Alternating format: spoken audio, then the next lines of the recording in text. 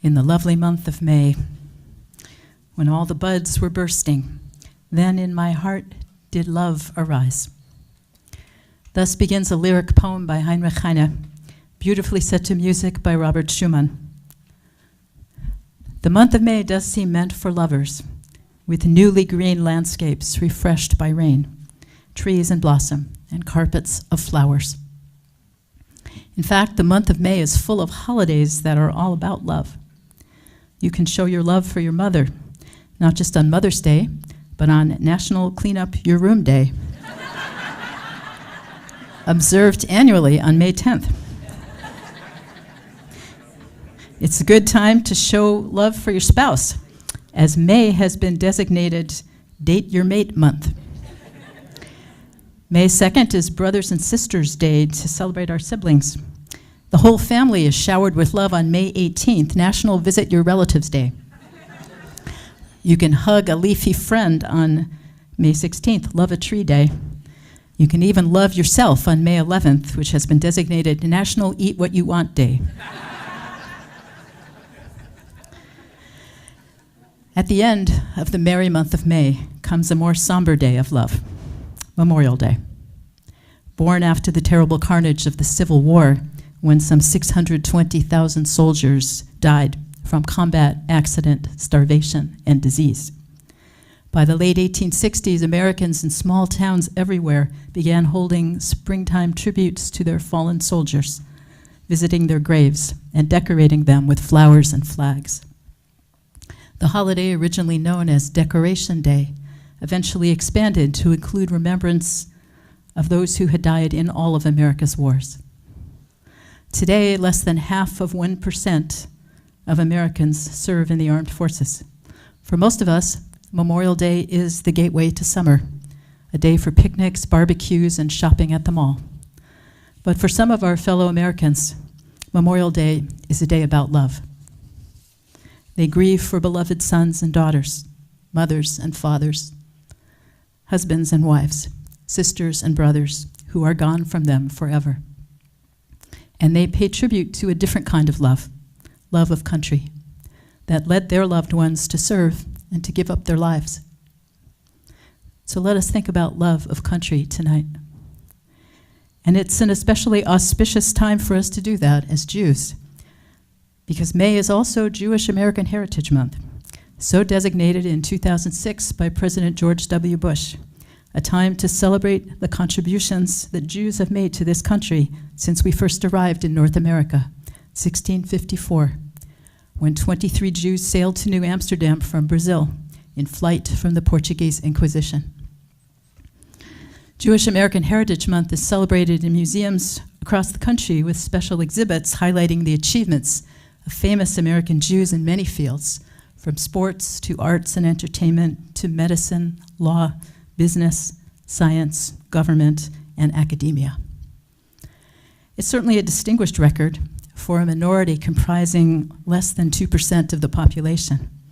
As one scholar puts it, by almost any index, Jews are demographically overrepresented among the wealthiest, the most politically powerful, and the most intellectually accomplished Americans. We can all take pride in the disproportionate number of American Jewish Nobel Prize winners, composers, comedians, and Supreme Court justices. But tonight, I'd like to ask a different question.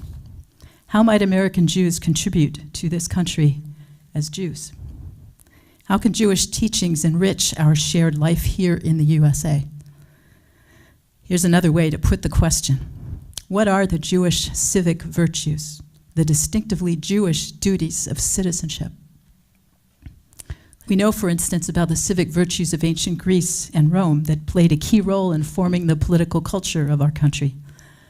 Citizens of Athens and Rome were required to pay taxes, attend and vote in the public assemblies, and risk their lives to defend their city in time of war.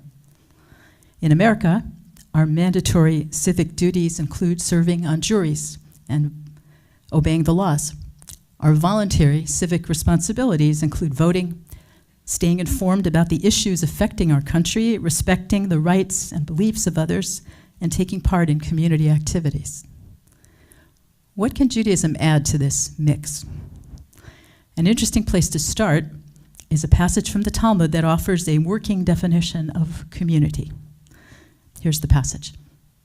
A Talmid Hacham, a scholar, may not live in a city that lacks these 10 things: a Beit Din, a law court empowered to punish the guilty; a tzedakah fund that is collected by 2 people and distributed by 3; a synagogue, a mikvah, bathroom facilities, a doctor, a scribe, a bloodletter, a popular healer, a kosher butcher, and a teacher of children. The basic idea here is that a decent community must provide for the full gamut of its members' needs, both physical and spiritual. For example, as we see here, our sages believe that community members must support the education of children. The Talmud records that in the years before Jerusalem was destroyed by the Romans, in 70 CE, the sages established the world's first public school system. Prior to this, says the Talmud, Jewish parents educated their children informally.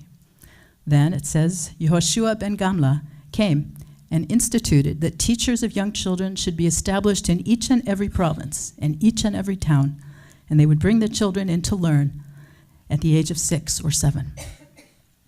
In the autonomous Jewish communities of medieval times, community members were taxed to pay for a range of what we would call today public services, including education.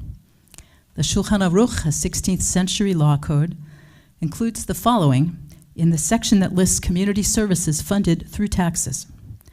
In a place in which the residents of the city establish among them a teacher, and the parents of all the children cannot afford tuition, and the community has to pay, the tax is levied based on financial means. This system, in which school funding was perceived as the responsibility of the entire community, with wealthier members paying the tuition for the children of the poor, suggests a distinctive view of civic obligation. As a citizen, I am obligated to care about and provide for the next generation. All children, not just my own, are my concern and are entitled to the same opportunities for learning, growth, and advancement. We see a similar philosophy behind the Jewish view of healthcare. That is, providing care is not simply an obligation of doctors to patients, but of society as a whole. The medieval sage Maimonides, himself a physician, put healthcare first on his list of the 10 most important communal services that a city must provide for its residents. Throughout our history, nearly all self-governing Jewish communities established systems to ensure that all citizens had access to healthcare. Doctors were required to reduce their rates for poor patients, and when that was not sufficient, communal subsidies were established. The Jewish view of citizenship, that is, entails the duty of protecting the health of all members of the community. We can see this philosophy put into action in Israel, where healthcare and health insurance are universal. All Israeli citizens are entitled to basic healthcare as a fundamental right. David Chinitz, professor of health policy and management at Hebrew University, writes, Israel's healthcare system constitutes the most extensive and successful implementation of regulated, or as it is known in the US, managed competition in the world. 100% of the population is entitled to comprehensive coverage provided by 4 competing health plans. Is the system working? While some gaps among ethnic groups and socioeconomic classes remain, largely due to differing levels of education, Dr. Chinitz writes that Israel's health indicators such as life expectancy and infant mortality are among the best in the world. A third distinctive Jewish view of citizenship relates to tzedakah. As we saw, the Talmud rules that along with education and healthcare, a decent community must provide a tzedakah fund that is collected by 2 people and distributed by 3. Providing for the indigent is a fundamental duty of citizenship, as is establishing a fair and honest process for doing so. That's the purpose of the multiple collectors and distributors. It's important to note that there is a balance here. Judaism esteems individual effort, personal responsibility, and the dignity of work. Jews are enjoined to accept any sort of work, no matter how humble, to avoid being dependent on others. But there is an expectation of a strong safety net. Society must be organized in a way that protects those who fall into poverty and meets their basic human needs. Medieval Jewish communities created a network of institutions that provided for the poor, always in conjunction with individual acts of assistance. Members made monetary donations through the communal kupa, the tzedakah box, the tamchui, a soup kitchen or food pantry. They provided in-kind donations, such as wedding dresses and dowries for poor brides, free burial, temporary lodging for the poor, and special foods for Jewish holidays. All these civic duties are extensions of what we might call the basic Jewish obligation of citizenship, an all-encompassing principle found in the Torah. Ve'ahavta l'reacha kamocha. Love your neighbor as yourself. The obligation to love our neighbor is defined by our sages to refer not to emotions, but to behavior. Thus, Nachmanides in the 13th century understood it to mean we should want for our neighbors the same benefits we want for ourselves. Or as the great 20th century Torah teacher Nechama Leibowitz wrote, we must confer upon our neighbor whatever we would confer upon ourselves. Why? Because our neighbors are like ourselves, fellow creatures made in the divine image. Thus, the Torah verse is better translated, treat your neighbor lovingly, for he or she is a human being, like yourself. To be a citizen, Judaism would say, is to ensure that my fellow citizens receive the same benefits I want for myself. Good schools, reliable health care, safe neighborhoods, a decent job, enough to eat. Beyond our individual obligation to treat our neighbor lovingly is our shared obligation, also set forth in the Torah, to create communities that embody holiness. From our very beginnings as a people, we were taught to build societies that put into practice our highest ideals. Just courts, a legal system that is fair to all, protection and care for the vulnerable, education and social welfare systems that enable the disadvantaged to rise to better lives, dignity and respect for all. Individuals within a holy community can certainly become wealthy, but not by exploiting their fellow citizens. And Jewish law requires that they generously share their resources with those who have less.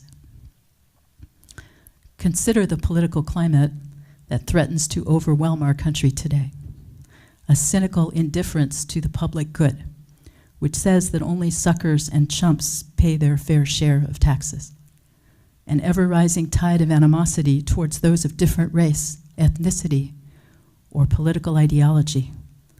A pervasive indifference, or at worst, contempt for the poor, in which character flaws of the disadvantaged are blamed for their plight, rather than acknowledging larger structural forces, such as the disappearance of well-paying middle-class jobs, gender inequality, the desperate shortage of affordable housing, inadequate allocation of health care, and a federal minimum wage stuck at a level that denies full-time workers the ability to afford a decent one-bedroom apartment, let alone food.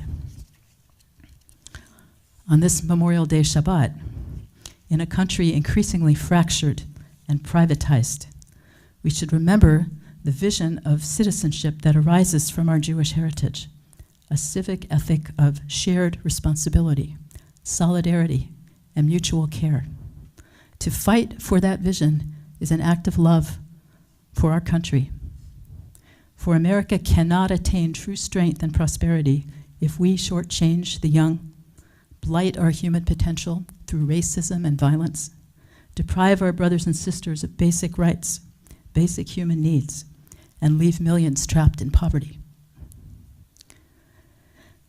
This spring, in the modern Jewish literature class that I teach, we read a short story by the Jewish writer Karen Bender, in which the main character voices her own Jewish vision for her country.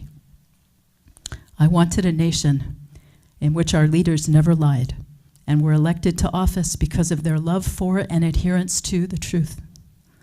I wanted a nation where if people got sick, they would be cared for, swiftly, tenderly, and the only concern would be that they would get well.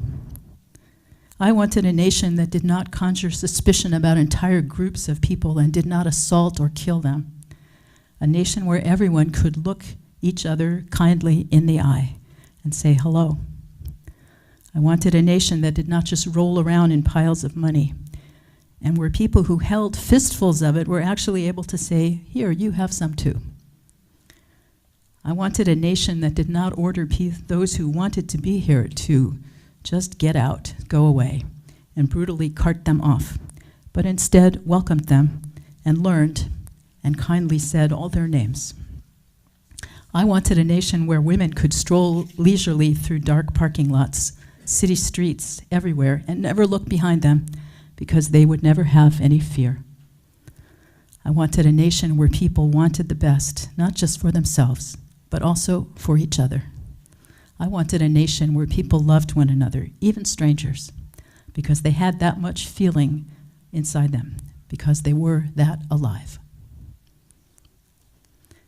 A dream riddled with improbabilities? No doubt. But we Jews are nothing if not dreamers. And more often than not, we have labored heroically to make our dreams come true. So let us speak up loudly and clearly on behalf of our vision for our country, and let all of us, Democrats and Republicans, labor tirelessly to help our country attain these ideals. For that is what we owe the millions who gave their lives, that these United States might flourish. And here and now, in the lovely month of May, let us rededicate ourselves to love.